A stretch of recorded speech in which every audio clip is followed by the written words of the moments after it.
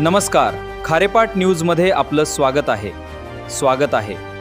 Mahendra Mhatre, reporter, Alibag.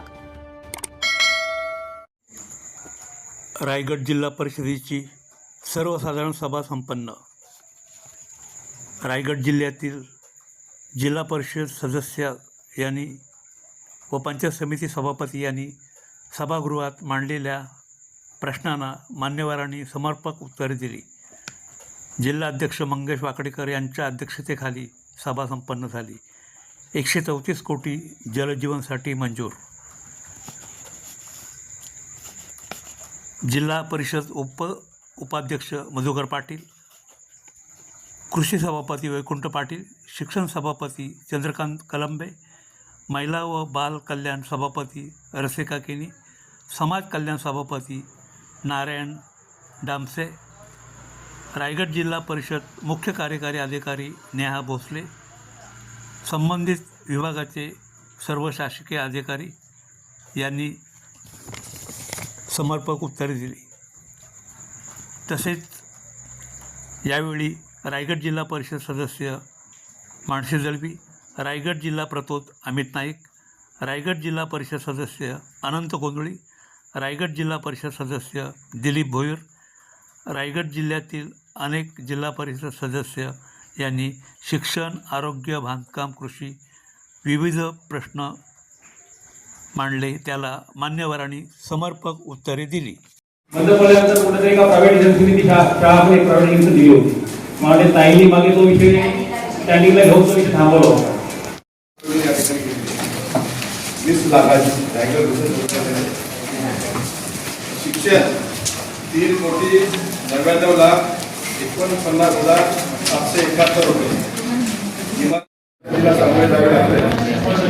जिल्हा परिषदेचा एक भाग ग्रामपंचायत असल्यामुळे जर नियोजन प्राधिकरण जिल्हा परिषद असल्यास विविध खर्च तातडीने मार्गी लावणे सोयीचे होईल। ग्रामपंचायतीच्या हद्दीत सर्वसामान्य लोकांना सदस्यांना प्रत्येक निधी दिलेला आहे। परंतु माझे एक प्रश्न असा आहे की जो सदस्यांना तो निधी दिलेला आहे तो त्या विभागात त्याच्या मतदारसंघातील काम करण्याचा अर्थाला एकच येतोय की देखभाल दुरुस्ती जो ग्रामपंचायतचा दाखला मागवता आणि जो काही सगळ्याच विरोधी पक्ष असणार, जिल्हा परिषद असते, ग्रामपंचायत विरोधी असणार, जेव्हा दाखला मिळत नाही तर माझे एक म्हणणं आहे की त्या ग्रामपंचायतीला 15 दिवसाचा तुम्ही टाइमिंग द्या आणि न दिल्या पंचायत समितीचा दाखला तुम्ही द्या आणि जर पंचायत समितीबद्दल दिल्या तर तुम्ही जे तुम्ही देणार नाही। जिल्हा परिषद अधिकारी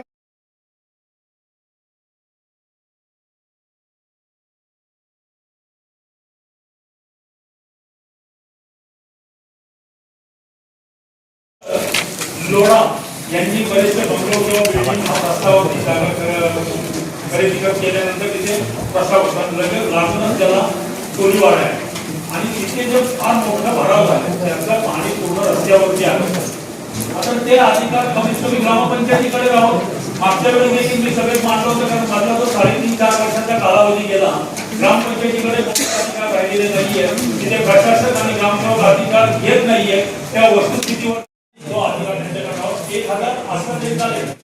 1,000 माळ्यांच्या टॉवर झालेली आहे, त्याचं सांडपाणी किंवा त्याला लागणारं पाणी जर हे सगळे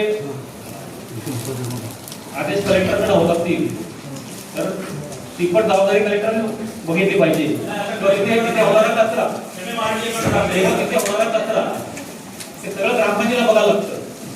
त्याच्यामुळं आपण हा ठराव घेऊया आणि हे सरपंचांना किंवा तुमच्या स्थानिक ग्रामपंचायतीचे अधिकार त्यांना परत मिळावे याच्यासाठी आपण ठरवलं की या बाबतीमध्ये MMRDचे अधिकारी, महसूल अधिकारी आणि त्याचबरोबर इतर प्राधिकरणाचे अधिकाऱ्यांवर मीटिंग होणं महत्त्वाचं आहे।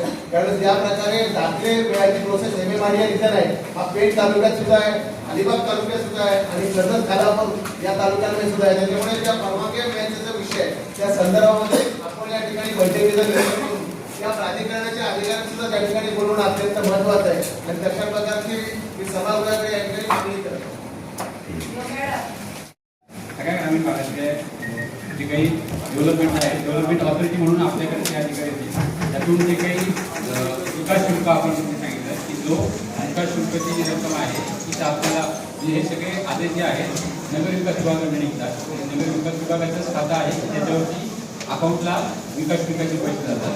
हे जर आपण आपल्याकडे नियोजन प्राधिकरण केलं तर त्याचे विकास शुल्क आपल्याला जिल्हा परिषदेला आणि पंचायत समितीमुळे त्याच्यात आपण ग्रामपंचायतीची जी कामं करतो किंवा ग्रामपंचायतीचे जे आपल्या अडचणी आहेत त्याच्यातून आपल्याला तर ते सॉल्व्ह होतं.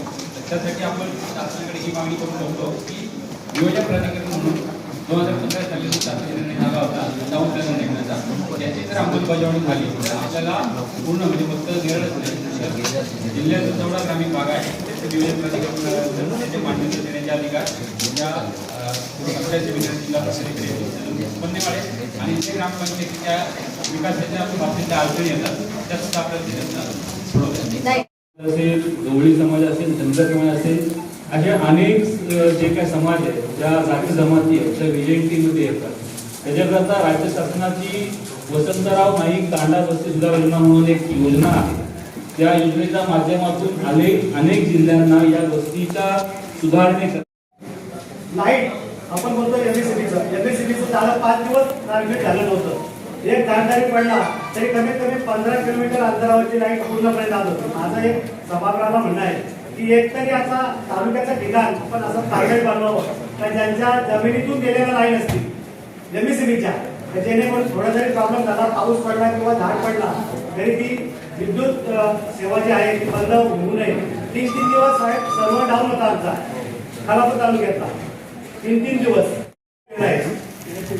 मुंबई पुणे तो दानपाडा चौपाडा आणि खोपोली या भागामध्ये एवढी ट्रॅफिक होते की अर्धा पाऊण तास तिथं हलता येत नाही. तर तिथे सिग्नल व्यवस्था कार्यान्वित करावी. संबंधित कार्यालयाला आपण कसे निर्देश द्यावे. एमएससीबीचा मुद्दा जो घेतला मी तो आणि दुसरा मुद्दा आहे एमएसआरटीसीचा मुद्दा प्रत्येकाच्या तोंडून येतो आणि प्रत्येकाच्या अडचणी 2018ला एमएसआरटीसी कार्यरत झाली आपल्याकडे. त्याच्या अगोदर जिल्हा परिषदेकडून कलेक्टर साहेबांकडून परमिशन येतात. त्यांच्या परमिशन झाल्यानंतर आता एमएसआरटीसीच्या परमिशन येतात. ते परमिशन देणारी जी यंत्रणा आहे ती जागेवर बघायला येत नाही. आता पूर्वस्थिती 90% त्यांच्यामुळे तयार झालेली आहे. त्यांनी ते परमिशन दिलेले आहे. ज्या ठिकाणी बरोबर रस्ते वाहून गेले त्या ठिकाणी तिथल्या लोकप्रतिनिधी मग तो जिल्हा परिषद सदस्य असेल त्यांच्याशी आराखडा बनवताना आणि कुठल्या गोष्टी बांधकामाने आराखडा बनवला याच्या आम्ही जास्तीत जास्त रस्ते वाहून गेलेले आहेत ते आदिवासी भागामध्ये दर्या खोऱ्यामध्ये जे आदिवासी राहतात कारण आपत्तीमध्ये गावात होऊन गेली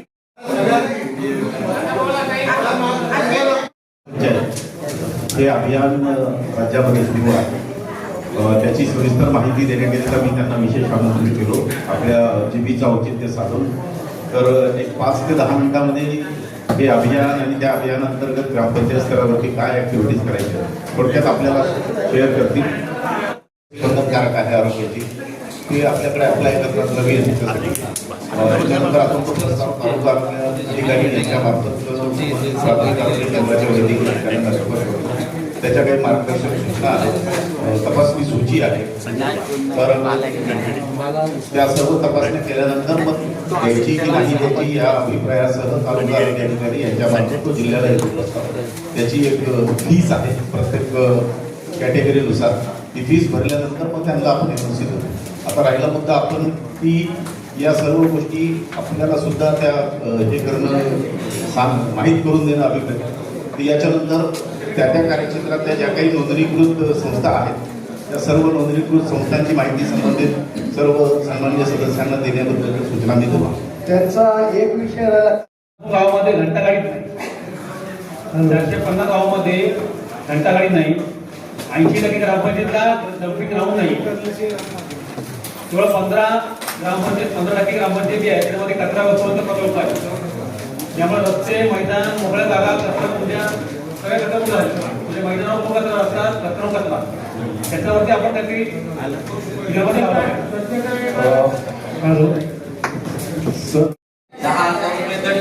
अशा उर्वरित आपण 28 शाळांना करण्याच्या नोटीस पाठवलेल्या आहेत आणि त्या 28 शाळांपैकी 12 शाळांचे खुलासे आलेले आहेत.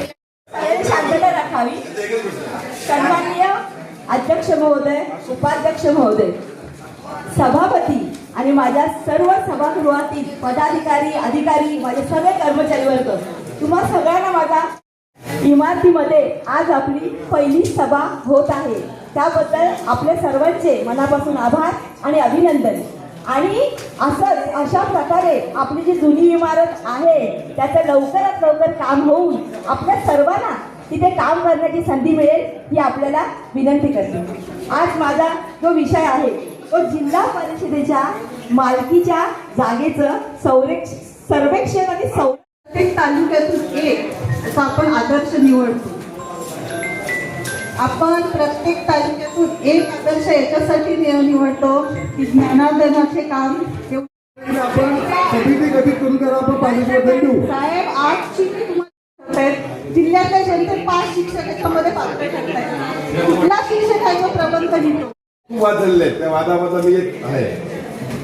मग ते नंतर असा नियम केला की प्रत्येक तालुक्यातून एकच पुरस्कार प्रस्ताव मागवायचा. आता त्याप्रमाणे माझ्याकडे यादी आहे. जवळजवळ सगळ्याच तालुक्यातून एक एक प्रस्ताव आले. तळ्यातले 4 आले. अध्यक्ष महोदय, शिक्षक सभापती साहेबांच्या टीमरचा आहे कमला शंकर पाटील. आणि काही लोक राहिले त्यातली जवळजवळ 20 लोक आहेत आपल्या जिल्ह्यामध्ये. त्यांना सेवेमध्ये घेतले नाहीत की तोट्यात गेले. सर्वसामान्यपणे ती पोहोचली जावी, एक गोष्ट.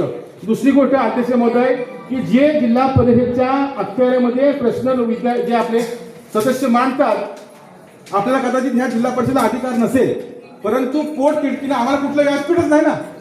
हे व्यासपीठ जिल्हा परिषदचं. मग ते बाबा थांबा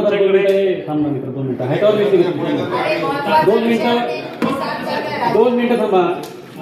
विषय सध्या आपल्या तालुक्यामध्ये डेंग्यूची जोरात साथ चालू झालेली आहे.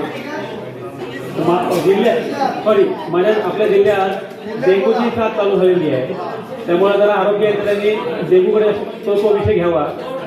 आणखी एक महत्त्वाचा विषय असा आहे, छोटं एक मिनिट एक महत्त्वाचा विषय असा आहे की हा आपला अखत्यारीमध्ये विषय नसेल, परंतु नक्की तो तुम्ही घ्या. सध्या एखादी बाई जर आपण डिलिव्हरीला जर गेली प्रायव्हेट ठिकाणी तर 80,000 ते 1,00,000 रुपये डिलिव्हरी चार्ज होतो.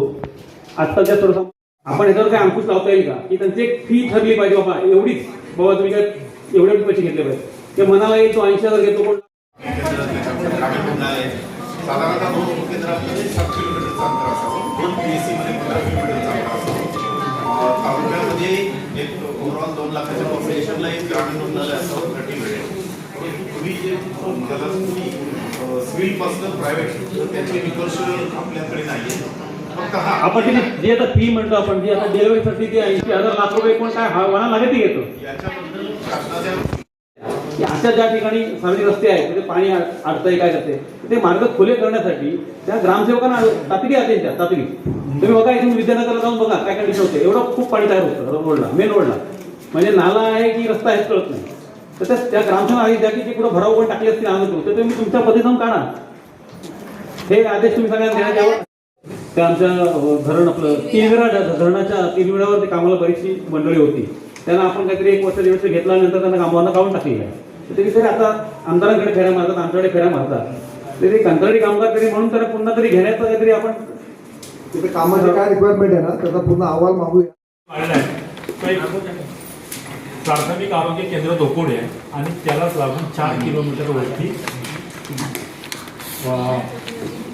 प्राथमिक आरोग्य केंद्र आवास मी मागच्या वेळी विषय मांडला होता. तर त्याला आपण अजूनपर्यंत काय उत्तर मला समर्पक उत्तर मिळालेलं नाही आहे. तर त्याला मान्यता देण्यात यावी कारण ते MMRD कडून त्याला खर्च पडला. ती जागा अशी म्हणजे बराच वादात गेला. 2017चा विषय आहे. 2017ला जिल्हा परिषदेकडे आला होता. मला आमच्याच पक्षाने मला ते बोलायला दिलं होतं पण मी बोललो नाही कारण ते लोकांच्या लोकउपयोगासाठी ते प्राथमिक आरोग्य केंद्र बनणार आहे. हो काय. आणि मग तो प्राथमिक आरोग्य केंद्र तिथे सगळे सेलिब्रिटी मुंबईकर आलेले त्यांनी खूप सारा हे दिलं आणि तत्कालीन त्यावेळच्या आमदारांनी आपल्याला तिथे सहकार्य केलं होतं आणि तिथे त्याला फक्त मान्यता द्यावी. आणि आम्ही काय बोलतोय फक्त तत्कालीन सरपंच आणि आत्ताचे विद्यमान सरपंच यांनी स्ट्रक्चर कंप्लीट करून ठेवलेलं आहे. फक्त त्यांना तिथे अधिकार द्या, म्हणजे तिथं प्रसूती होईल, तिथे तुमची MRI मशीन येईल, बाकी सगळ्या गोष्टी येतील तिथं. आम्हाला जे 13 किलोमीटर वरती यावं लागतं, त्यांचं उत्तर 13 किलोमीटर वरती यावं लागतं. त्यासाठी तिथे जर त्या सुविधा होणार असतील तर त्याला का हे करत नाहीये, तर त्यासाठी मी आता मागच्या जीबीला हा विषय मांडला.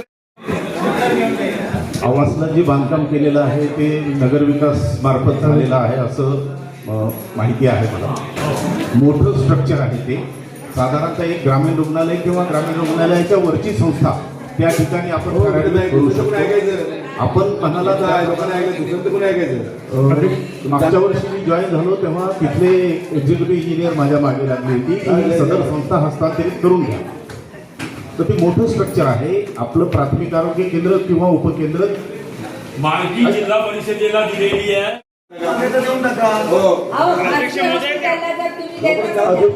अध्यक्षमध्ये आपण जो शब्द दिलेला आहे त्या दिवशी भारत मातेचा वीरपुत्र सामपुत्र सुपुत्र आणि त्याचं ते विशेष स्मारक जे आहे त्याला सुशोभित करण्यासाठी तिथे 15 लाखाचा निधी आपल्या जिल्हा परिषद शेअर फंडातून मंजूर करावा ही मी आपल्याकडे विनंती करतो. त्या अनुमोदक तुम्ही द्या. त्याचं उत्तर एकदा द्या आता म्हणजे बरं. ते प्रस्ताव आपण शासनाकडे पाठवतो, आपण प्रामाणिक पाठपुरावा करावा ही आपली विनंती.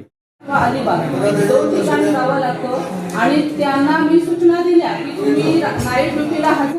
आठवड्यात याविषयी चर्चा केली. त्यांना सेवापासून वंचित नाही ठेवायचं आहे आपल्याला. त्यांना त्या तर तेव्हा ती सोनोग्राफीची अडचण येते. तर कलेक्टर कडनं सिव्हिल सर्जन पण काय होतं मुलांवरती पॉस्को गुन्हा दाखल केल्यामुळे, कारण मुलगी ही अंडरएज असते, त्यांना कळलं की बालविवाह झालाय, पण बालविवाह झाल्यानंतर जर ती प्रेग्नेंट असेल मग तिला कोणी सुविधा द्यायच्या असा प्रश्न. सुविधा देणार आरोग्य विभाग. तो आता त्यांनी सांगितलं की हात पण नाही लावा. अडचणी नाही, सुविधा देतात. आणि प्रशासनामार्फत त्यावर आवश्यक कारवाई करण्याची. रायगड जिल्ह्यातील सर्वांगीण विकासासाठी आपण सर्व जर पक्षीय मतभेद बाजूला ठेवून एकत्रितपणे काम करू असा मला विश्वास आहे. जिल्ह्यातील नागरिकांच्या अपेक्षा पूर्ण करण्यासाठी विकास कामांना अधिक गती देण्याचा आपण सर्वांचा संकल्प आहे. आजची सभा यशस्वीरित्या पार पाडण्यासाठी सहकार्य करणाऱ्या सर्व मान्य सदस्यांचे, मुख्य कार्यकारी अधिकारी व सर्व अधिकारी कर्मचारी सदैव शासन माध्यमांचे मी मनपूर्वक आभार मानतो. जय हिंद, जय महाराष्ट्र. सर्वांना